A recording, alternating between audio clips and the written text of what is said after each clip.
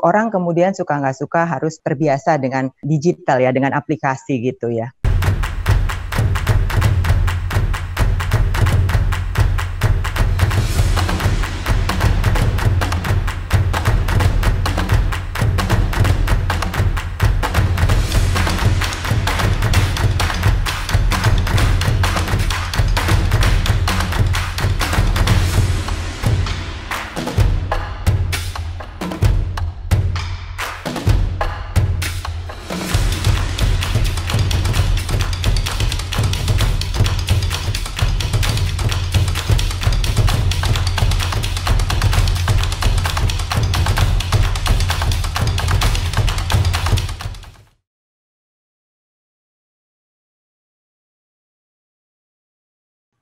Oke, selamat pagi semua.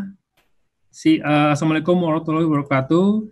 Saya Fajar Zaman untuk host hari ini, ya, untuk host sesi ini, sesi bersama Ibu Marta dari Divisi Data Management Analytics BNI.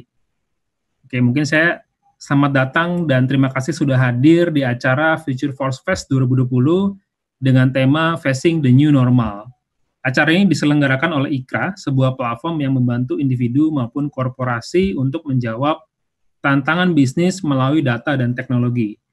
Di sini kita membuka diskusi dan perspektif baru selama masa yang sulit ini agar UMKM dan talents teknologi bisa mengerti tentang tantangan yang mungkin dihadapi secara permanen. Jadi kita semua bisa tidak hanya bertahan melalui pandemi, tapi juga beradaptasi dan berhasil di masa depan. Dan saya mau mengingatkan lagi, acara ini bekerja sama dengan platform donasi bagi rata, sebuah peer-to-peer wealth distribution tool. Cara donasi beda nih, menggunakan teknologi yang tepat sasaran. Jadi sama seperti namanya, membagi dan meratakan gitu ya, untuk mereka membutuhkan. Jadi jangan lupa untuk scan QR code yang ada di layar dan ketik link bagirata.id. Mengucapkan terima kasih juga untuk para sponsor utama, Cloudera, Monroe, dan sponsor lainnya, Bagirata sebagai donation partner, Data Science Indonesia sebagai community partner, dan juga Think Policy. Terima kasih juga untuk media partner kami, Tempo.co dan Info Komputer, serta pengisi acara yang membantu mewujudkan acara ini. Jangan lupa untuk posting di sosial media, pasang hashtag Future Force Fest ya. Oke, sebelum kita mulai, saya mau mengenalkan dulu nih, Ibu Basaria Marta. Beliau adalah Head of Division Data Management and Analytics dari BNI. Ya, sekarang tadi kita bahas UMKM, nah kita coba masuk korporasi dulu nih, masuk ke perbankan. Karena pasti akan ada cerita yang menarik dari Bu Marta nih, mengenai transformasi yang mungkin terjadi di perbankan, khususnya di BNI. Oke, mungkin kita sapa dulu. Halo Bu Marta.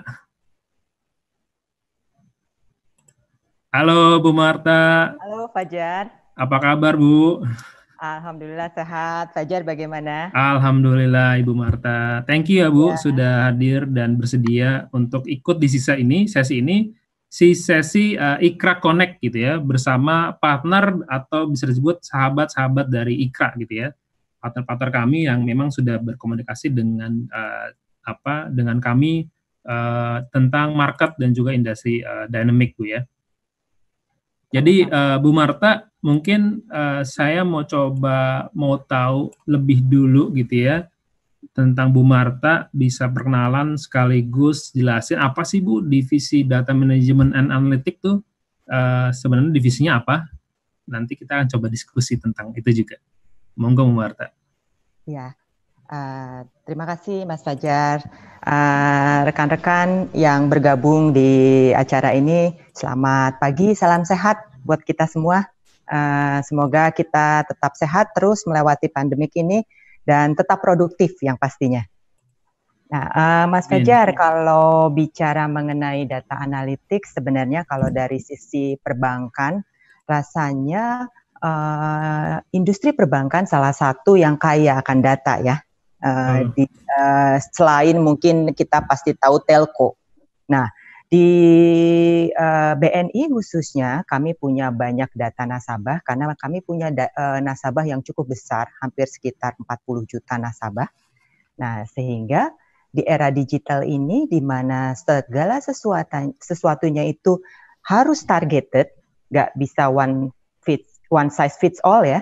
Nah, kita mencoba untuk memanfaatkan konsep big data dan analytics ini untuk lebih menyasar customer kita dengan offering yang tentunya pas dan atau relevan dengan mereka. Nah, semua itu ada di bawah divisi data management dan analytics.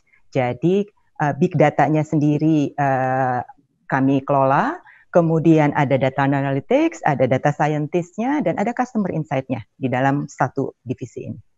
Mungkin itu kali ya yang saya bisa jelaskan dengan singkat apa itu data dan manajemen analitik Bu ya. Jadi di BNI ini ada satu bisa dibilang departemen atau divisi khusus Bu ya yang mengolah data dari seluruh sumber data BNI dengan tujuan memang untuk memberikan layanan yang lebih efektif dan targeted gitu ya. Dan saya juga melihat dari profilnya Bu Marta sebelumnya itu mungkin di consumer area Bu ya kalau nggak salah Bu ya. Betul Mas Fajar. Saya 2 tahun, saya 2 tahun di Head of Consumer di Jawa Barat ya. Betul. Jawa Barat. Jadi bisa dibilang ngelihatnya itu nggak hanya dari si teknologinya Bu ya, nggak hanya dari database sistem, tapi juga bisnis sense-nya Bu Marta mungkin pernah terlibat juga aktif ya langsung ya Bu ya dalam melakukan sales marketing dan segala macam. Oke. Iya. Bu Marta, ini aku ada penasaran nih, gitu ya. Kita tahu di masa pandemi ini banyak perubahan yang terjadi dari perilaku consumer pastinya, ya. Dan kita melihat seperti ini, Bu, digitalisasi layanan perbankan ini kayaknya dapat momentum, Bu, di era pandemi saat ini, gitu ya. Ya. Saya kemarin baca-baca berita juga di mobile banking BNI meningkat tuh penggunanya segala macam. Dan mobilitas nasabah ini terbatas dan harus melakukan secara digital. Ini ada implikasi nggak sih Bu terhadap area data manajemen analitik di BNI khususnya yang dipimpin oleh Bu Marta? Apakah mungkin dari sisi size datanya makin besar atau mungkin tipe data baru yang muncul ini beragam atau boleh ceritakan Bu Marta? Iya, mungkin begini Mas Fajar dan rekan-rekan yang mengikuti acara dari IKRA ini, ada satu insight atau survei yang dilakukan oleh McKinsey. Itu surveinya itu kalau nggak salah tentang consumer sentiment toward pandemic COVID-19. Itu hampir kira-kira ada di 15 negara. Mungkin setiap saat bertambah terus ya. Nah, yang menarik, termasuk Indonesia termasuk di dalamnya, di survei. Nah, secara umum apa yang didapatkan dari survei itu, di awal pandemik, survei itu menangkap bahwa concern dari consumer itu lebih banyak kepada bagaimana mereka care terhadap kesehatan mereka. Jadi mereka sangat khawatir dengan kesehatan pribadi, kesehatan keluarga, dan kesehatan lingkungan. Nah, itu insight-nya. Dan kami sebagai bank harus concern soal consumer behavior yang sudah berubah itu ya. Nah, yang kedua, itu jadi di awal-awal. Di 2 minggu pertama ketika pandemik melanda suatu negara, biasanya concern dari consumer itu seperti itu. Ya. Kemudian di minggu ketiga sudah mulai terbiasa, sehingga surveinya itu mengatakan bahwa dalam 2 minggu ke depan mereka akan mulai terbiasa dengan kondisi itu. Nah, apa yang terjadi? Apa yang berubah? Yang berubah seperti Mas Fajar bilang tadi, semuanya itu lari ke digital, ya. Nah, kita yang menarik kalau dari perbankan adalah melihat perilaku spendingnya nasabah, spendingnya consumer ya. Kalau saving, jelas Mas Fajar, sekarang itu orang menahan saving karena mereka lebih banyak concern untuk spending ya. Nah, yang menarik di Indonesia, spending atau belanjanya consumer itu apa yang paling banyak? Dalam 3 minggu, dalam 3 minggu ke depan itu spending yang paling banyak, semua turun Mas Fajar, semua kategori turun, kecuali 3, ya. 1 grocery, oke. Ya, grocery. Kemudian yang kedua adalah online commerce, ya, mencari kesenangan dengan belanja gitu ya. Betul. Masih waktu luang Bu ya. Ya. Ketiga spending household. I see also. Ini menarik juga gitu ya. Tiba-tiba orang pingin masak kali ya di rumah ya. Jadi pada beli panci, beli segala macam gitu ya. Yang terakhir itu, tadi ada 4. Yang terakhir itu home entertainment. I see. Oke. Karena home entertainment. Nah, apa yang dilakukan oleh BNI atau dalam hal ini data analytics adalah kami melihat insight customer tersebut. Nah, di minggu-minggu pertama kami menyiapkan data-data nasabah untuk dipakai oleh manajemen BNI menyapa, menunjukkan bahwa kami caring sama kepada nasabah kami dengan menanyakan agar tetap sehat ya, terus berharap semua akan kita lalui bersama. Itu 2 minggu pertama. Jadi data yang harus kami sampaikan kepada frontline ataupun kepada sales sifatnya lebih kepada customer care. Gitu Mas Fajar. Nah, tadi sesuai dengan survei yang kami dapat, kemudian kami sambil menunggu menyiapkan data, teman-teman bisnis juga menyiapkan program-program yang pas yang tadi saya sampaikan. Jadi kami melakukan kerjasama untuk promo kartu debit dan kartu kreditnya BNI dengan grocery online, ya. Mulai dari grocery yang sangat besar, hypermart kayak gitu, sampai ke yang kecil seperti kayak Alfamart ya, Family Mart seperti itu. Nah, terus yang kedua juga kami kerjasama sama beberapa e-commerce, platform e-commerce seperti Tokopedia, Shopee. Nah, kita siapkan programnya. Nah, apa yang dikerjakan oleh data?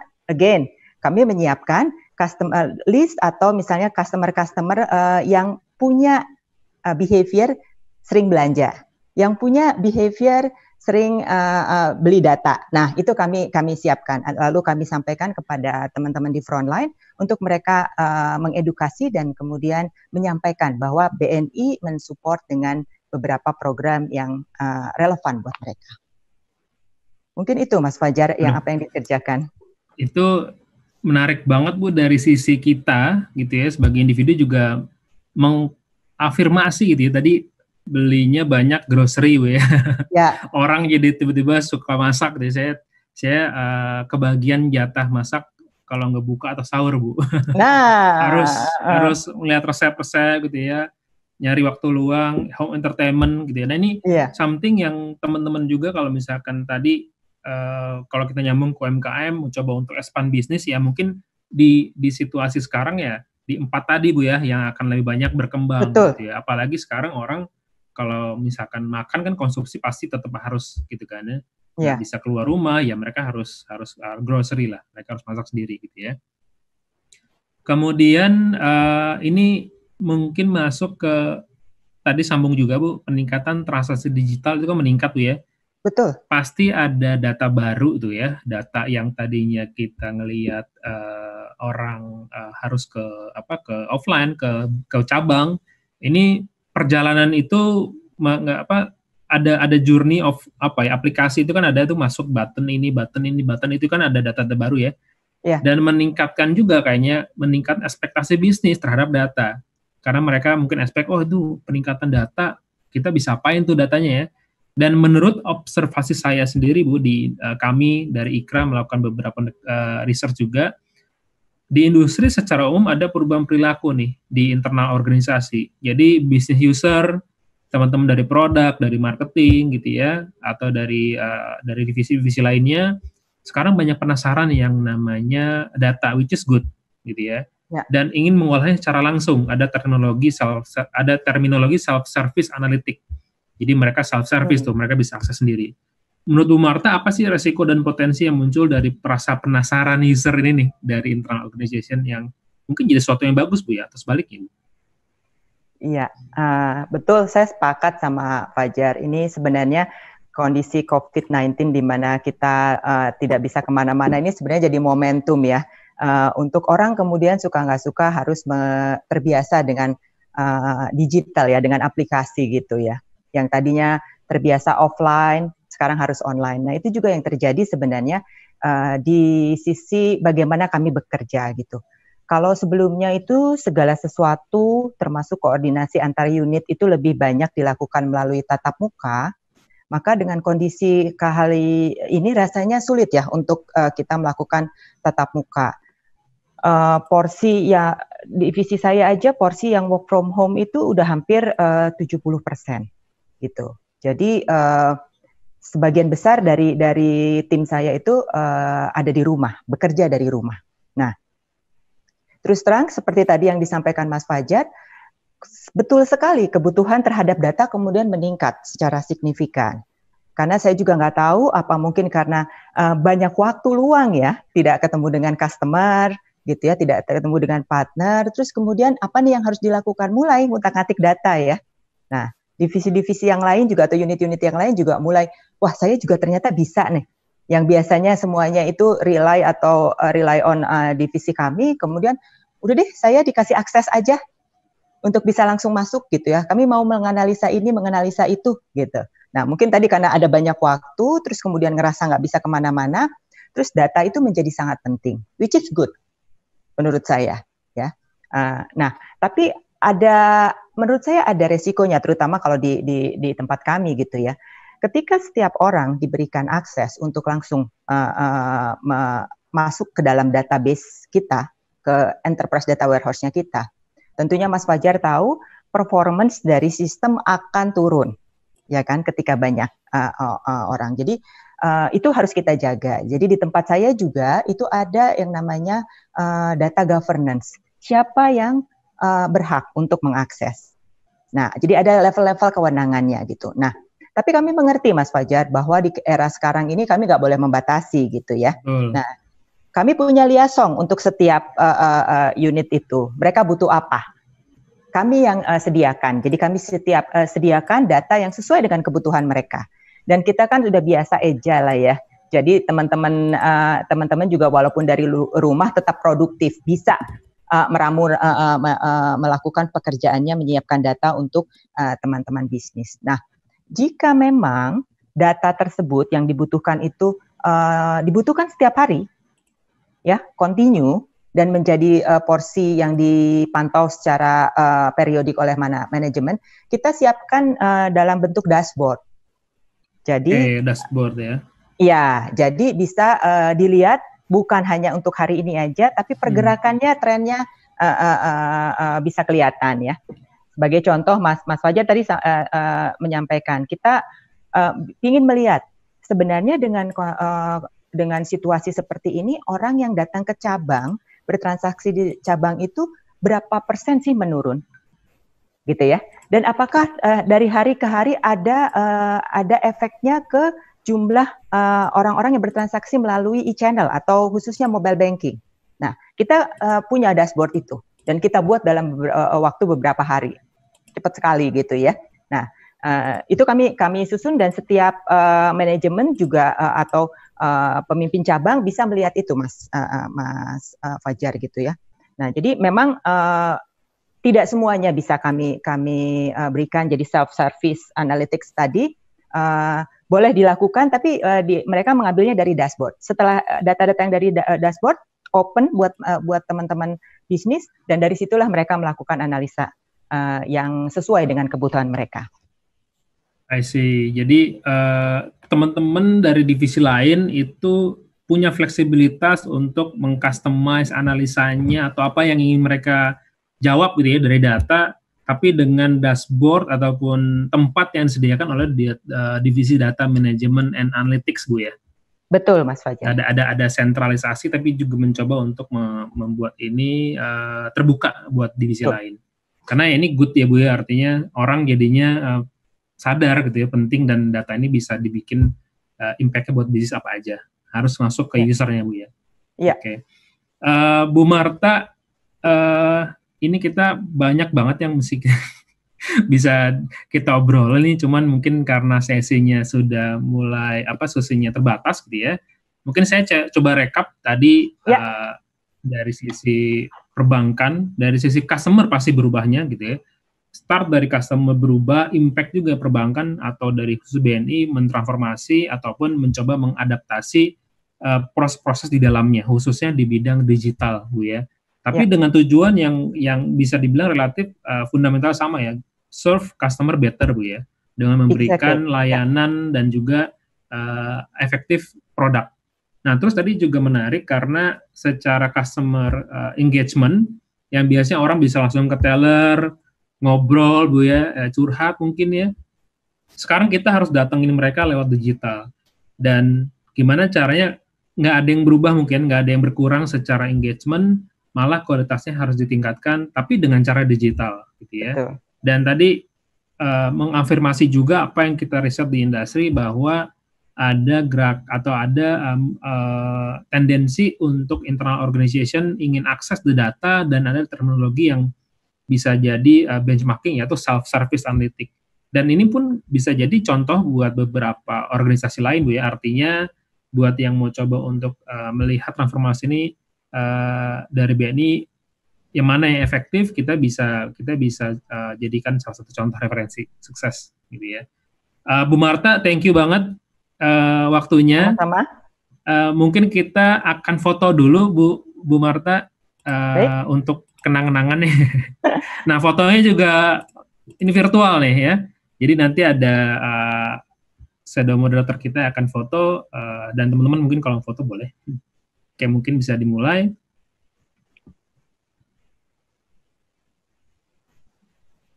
Oke. Cukup barangkali ya. Cukup ya. Bu Marta, makasih banyak. Sama-sama. Sekali lagi, Bu Basaria Marta, Head of Division Data Management Analytics dari BNI. Oke. Sebagai penutup, Future Force Fest 2020, tanggal 8 sampai 9 Mei 2020, diramaikan oleh lebih dari 25 orang ahli di bidang bisnis, data, dan teknologi, riset dan policy. Ikut sesi IKRA Connect atau buka website ikra.com untuk tahu tentang program-program lainnya. Siap hadapi perubahan, sebar semangat dari rumah. Saya Fajar Zaman, undur diri, selamat siang semua. Makasih Bu Marta. Selamat, makasih. Salam sehat. Salam sehat.